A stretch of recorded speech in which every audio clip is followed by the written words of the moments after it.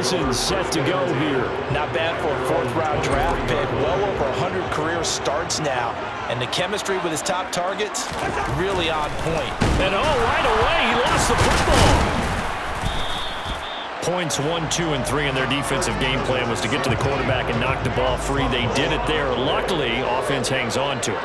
Yeah, that's got to serve as a wake-up call, though, because they can't afford to let the ball go over to the defense and miss opportunities. And I'm not saying it happened here, but you know what a good rule of thumb is when a play like that occurred? Gets by him, and out a little daylight. And he'll be taken down, but not before they work it across midfield. That's good for 21 yards and a first down. This is a little bit like baseball here. Strong up the middle. Both sides want to be that.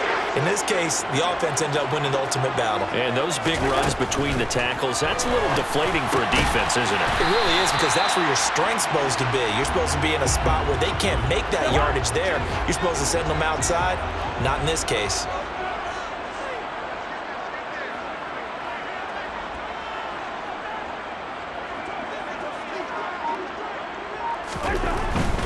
Cousins gives way to Cook. And the stop here will come at the 38-yard line. They got 5 through the air last play, now 5 on the ground. 1st and 10. They go play action. Cousins rolling to his right. He'll dump this off to Cook. And he is out of bounds, but not before he's inside the 30. 12 yards there. 1st down, Vikings. Pretty solid opening drive here, Charles. They've worked in the run game, the pass game, just steadily getting yards, and now they've got it inside the red zone here with an opportunity. And the only thing they don't have so far is points. But the way that they're moving the ball now, that shouldn't take much longer.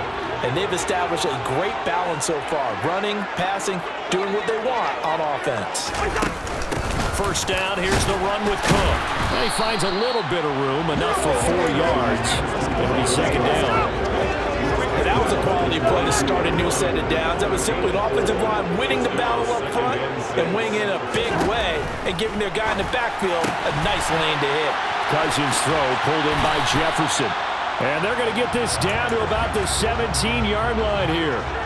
And this will be play number 8 of the opening drive. It's 3rd and short.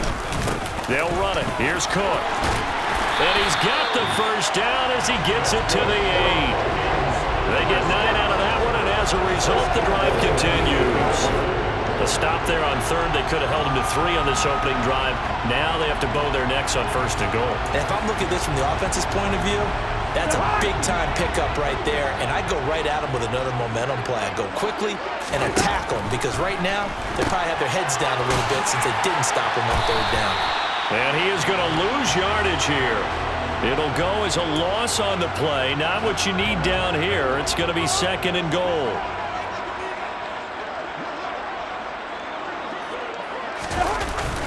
On the jet sweep, here comes Jefferson. And he will maneuver his way down to about the 7. This has been a long drive. You got to figure a field goal would be a letdown. Can they convert now on 3rd and goal? Right side, it's the tight end, Hockenson. Touchdown, Vikings! T.J. Hockenson, a 7-yard touchdown grab. Quite the drive there to get things started. They took up the bulk of the 1st quarter, and they end up in the end zone. And I love your last point. Ended up in the end zone. Because a lot of teams like those long drives, especially to keep their offense off the field, right? Keep the ball away from them. But they finished it with a touchdown. That's the exclamation. Oh, they flip it to the kicker. He looks like he's going to throw it. It's a wobbler, and it's intercepted. The conversion is no good on the pickups to play. Boy, so they don't get the conversion, but they're going to go right into the onside kick formation. And this one's going to be covered up by the Packers hands team. So an onside kick fail in the 1st quarter. Not sure I completely see the logic there. It's not apparent, is it?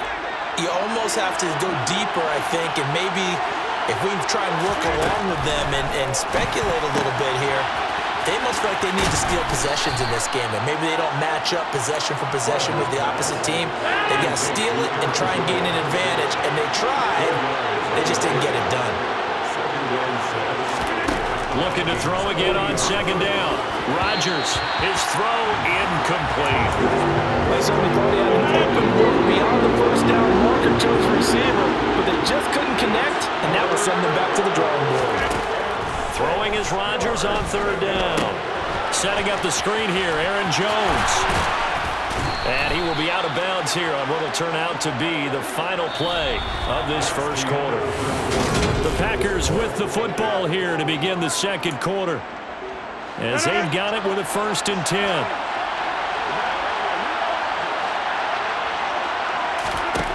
Throwing is Rodgers. And that is incomplete. And partner, to me, that one was all about timing. If he's there too early, it's going to be a pass interference call. If he's too late, it's a completed pass. He was Johnny on the spot on that one. Rodgers' throw brought in by Watson. And this is going to turn into another first down as the tackle is made at the Vikings 19.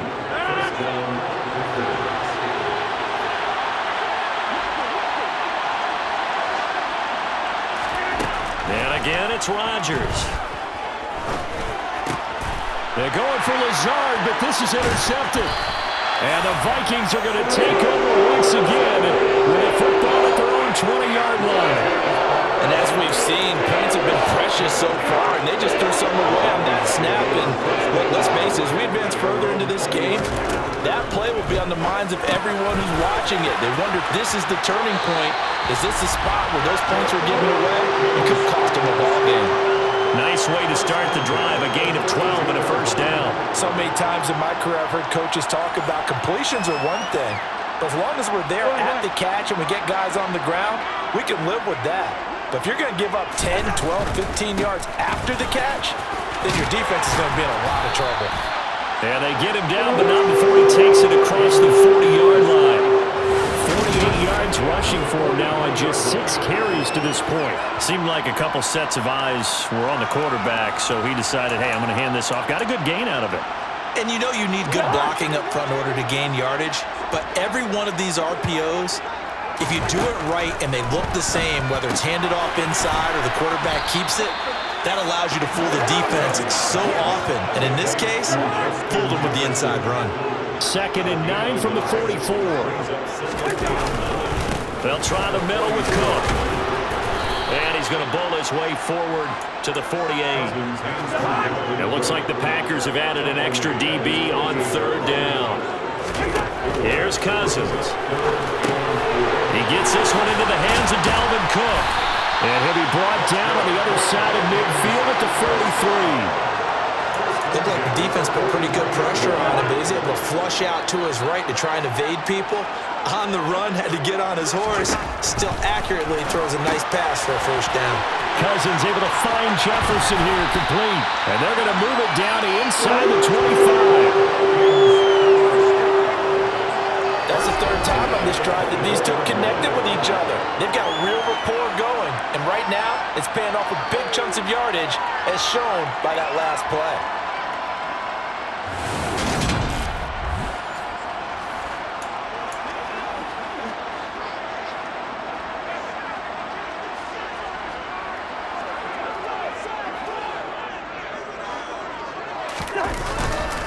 Back to the ground, Cook. And the second wave of tacklers is going to get him as they stop him behind the line. He'll lose a yard there, and it's 2nd and 11. 2 minutes remaining in this first half of football. Sometimes I think these defensive tackles get a little bit of a bum rap. We just see them as big guys that eat up blockers for others to make tackles. Oftentimes they're quicker than they get credit for. And this time he uses quickness to make a play. Here's a throw to his running back. It's complete. And they're going to get this down inside the 20. They'll break the huddle and come up on the 9th play of this drive, needing 5 yards on third down. Right back to Cook for another completion. And they're going to be set up now with the ball at the 13-yard line. Another catch for him there on this drive, Brandon. It looks like they're going to utilize him out of the backfield any way they can. And that time they pick up the first down. So now on defense, you assign a man to him and try and cover him before he gets going. It's a good gain of 11, sets him up 1st and goal. Seems as if the passing attack's starting to heat up a little bit here in the second quarter. You can sense and you can see the momentum because now they're reading their patterns downfield, they're understanding the coverages, and they're finding the open holes in the defense. That's going to go as a loss of 7, and it'll set them back for second down. To throw is Cousins. Firing quickly, but it's incomplete. You've always been very good about checking my math. Am I correct? That's the first time that it's been incomplete when they've thrown it to him? Yes, he had caught every other ball coming his way. So they feel like they've got something really good going there, and he can't get rid of it. He's taken down. The Packers going to use one of their timeouts as the clock will stop with just under 30 seconds to go in the first half. Cousins to throw for it on 4. It's complete. Swings it out to his running back. He will be brought down well shy of the goal line. They get the completion but cannot push forward into the end zone, and the Packers D comes up with a big stop. The Packer offense ready to get their next drive underway. And the ball backed way up, so thinking with this amount of time on the clock, probably just sit on it, and we'll see these two teams go to the lockers. Yeah, I don't think you want to overthink it in this situation, either side of the ball. Just go ahead and finish up the half and get on out and talk about it. Getting through the break at record pace and right back to football. Third quarter, here we go. Welcome back. Charles and I settled into the booth, ready for quarter number 3. The Packers set to get the football first, and they are trailing on the scoreboard as we resume action, ready for the third quarter. Nixon elects not to return it, and this comes out to the 25. Well, the Packers ready to go to start quarter number 3. Charles, it'll be interesting to see what adjustments this offense made in the locker room. Haven't really been able to get anything going offensively, virtually nothing in the ground attack either, so certainly something has to change here in quarter 3. And I'm pretty sure their friends from the defensive side of the ball told them exactly that, because those guys, the stop troops, they've been playing pretty well. They've kept them around in this game. Now they got some time. The running game struggled in the first half. Opposition knows how to focus on defending the pass here. They've got to re-energize that ground game and maybe open things up for a comeback here in this half. So line of scrimmage still at 39 on 2nd and 10. From the gun, it's Rodgers. On the throw, led him too much that time. It's incomplete. We've seen these defenses make enough opportunistic plays to keep this one low scoring. Flying around, making plays on the ball, and we see yet another errant throw as a result. From the gun on 3rd down, Rodgers. And he'll let this go deep for Lazard. And unable to connect, incomplete. Now give them credit, they took their shot, but it's going to bring up 4th down. O'Donnell, he's on to punt as he gets this one away. Here comes Rager.